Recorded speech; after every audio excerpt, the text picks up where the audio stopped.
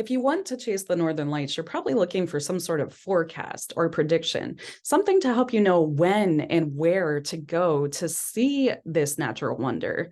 Now, aurora is actually known as space weather. It's really weather that is created on the surface of our sun and then flies through outer space toward the Earth's magnetic field and Earth's atmosphere to create the process which gives us northern lights. So we know that it's hard to predict the weather on Earth. How many times have you brought a backup umbrella or had a backup plan for a vacation or family picnic? Well, space weather is even harder to predict. It's an emerging science, and new advances are being made in this science every day and every year. So this is how to read the 3-day forecast. We can only get that 3-day forecast because that is the information we have. If you're seeing a longer forecast, 30 days, 60 days, the entire year in your Aurora forecasting app, you are looking at something based on historical data that is not necessarily going to be accurate. So anything beyond this 3-day time period is really should probably be at least taken with a grain of salt, if not disregarded. So look at the 3-day forecast. It's available online on the Space Weather Prediction Center website. You can also get an email subscription. There are many places to find these updates. And this is the source where all that aurora forecasting comes from, at least in the United States. We only really need to look at Section A, which gives NOAA's geomagnetic activity observation and forecast. What is geomagnetic activity? That is the activity that creates aurora. They're not the same thing, but they're very strongly correlated. So when we talk about geomagnetic storms or G-storms, we're talking about a really good chance of aurora activity, strong aurora activity. Now, the greatest observed 3-hour KP over the past 24 hours was 3, which is below NOAA scale levels, those storm scale levels. So let me click over to the space weather scales from the Space Weather Prediction Center website. I love these scales. They're really interesting to read, but we need to jump over to geomagnetic activity or geomagnetic storms, G storms for short. Here are the scales. The KP index is average aurora strength measured on a scale of 0 to 9. So anything between 0, 1, 2, 3, 4, that doesn't register on these scales because it's not storm levels. KP4 or lower is below storm levels. Then we hit a KP5, we get a G1 storm, which is a minor geomagnetic storm. If you read through this, it'll tell you that there are impacts for our power grid, and spacecraft operations, satellite shake, but it also tells you, okay, so this may affect migratory animals. And then aurora is commonly visible at high latitudes in northern Michigan and Maine. So what about a G2? That's a K6, etc. Aurora has been seen as low as New York and Idaho. So these are your scales, and I could spend an entire video talking about the, the geomagnetic storm scales, but that's what we're referring to when we talk about that here in the forecast. All right, on to our reading. The greatest expected 3-hour KP, again, that KP is measured over a 3-hour average. It's a planetary, P for planetary average of the K index, which is a scale of 0 to 9, 0 being the lowest, 9 being the highest. Given over 3 hours. So for September 23rd through September 25th, that greatest expected KP is 5. Now that is on the NOAA scale as a G1 storm. So that's what we're seeing there. And that's really exciting because anytime you see those storm levels, that means that aurora, the northern lights, are going to push farther south into the United States and other latitudes that don't usually see northern lights. So here's NOAA's KP index breakdown for these dates in 2023. Now, we are looking at universal time. These forecasts are always given in universal time, even on some of your forecasting apps. So be sure to make the time conversion. You can also find that online. And sometimes it's abbreviated Universal Time Coordinated, so UTC. I live in the Eastern time zone in the US. So what I need to do to convert universal time is subtract 4 hours.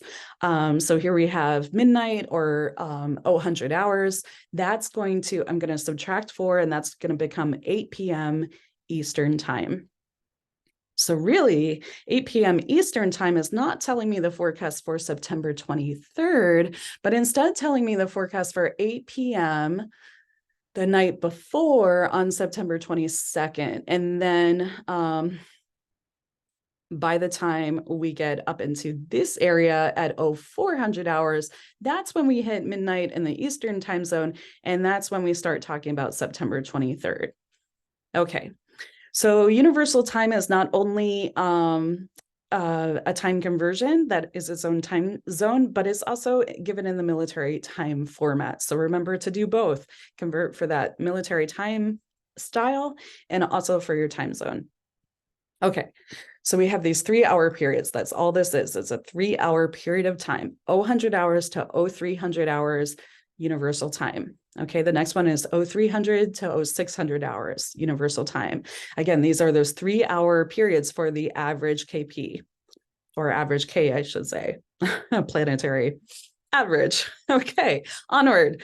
For September 23rd, as we look at really the night of the 22nd into the 23rd, we're only seeing a 3.0, a 2.33. The Space Weather Prediction Center added fractions last year, which I find a bit confusing. It may be helpful to round these down, although you will see sometimes when there's a 0.67 on the scale, the Space Weather Prediction Center is going to round up. So if we had a 4.67, they're going to round up to a 5 and call that a G1 storm. But September 23rd, it's not until 2100 hours universal time that we see that 5.00, which hits the G1 storm scale. That's a minor geomagnetic storm, and that could bring Aurora down to the 45th parallel, maybe even the 44th parallel if other conditions align, pushing the northern lights farther south into the US. For us tonight, that is going to start before sunset and then expand after sunset until 0300 UT on September 24th, which ends up being 11 p.m. on Saturday night, September 23rd. Okay, so as of the making of this video, this actually refers to this weekend. That's when we could see that G1 storming. Then the conditions will gradually decrease, KP 4.33 down to KP 3.67. Those numbers are still pretty good for Michigan's Upper Peninsula, northern Minnesota, northern Wisconsin, North Dakota, maybe in Maine. So those numbers can still bring northern lights to the United States, especially for experienced photographers who know exactly what to look for and spend all night under the sky. But then we're going to see a decrease in activity. We only get one more KP4 on September 25th. Again, for those 3-hour time periods. The last thing on this portion of the forecast is the rationale. This is going to explain to you the space weather, or that solar activity that is creating the power and pushing the solar wind that's behind the northern lights. So I'm really oversimplifying this right now, but the rationale for this forecast is that a G1 storm, or minor geomagnetic storm, more than one, so more than one period of G1 minor geomagnetic storms are likely late on the UTC day of September 23rd and early on the UTC day of September 24th due to the anticipated arrival of multiple CMEs. So the sun has been really active, and it will continue to be as we go into the next couple years. This CME is a coronal mass ejection. That means that there has been activity on the sun, like a solar flare or a filament eruption, that then created an ejection of that coronal mass that is now spiraling toward the Earth's atmosphere. And when we have more than one of these, it can pack a punch. So this could be exciting if you have clear skies. Always check the weather on Earth, not just in space. But it's going to be tough because sometimes these CMEs are structured differently enough or strong enough that they cancel each other out.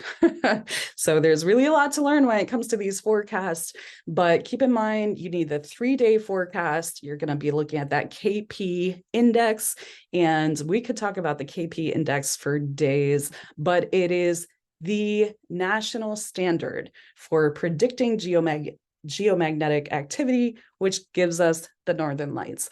All right, that's it for now. One day I'll get these videos shorter, but bear with me as I start my YouTube channel, and good luck on the Aurora Chasing trail.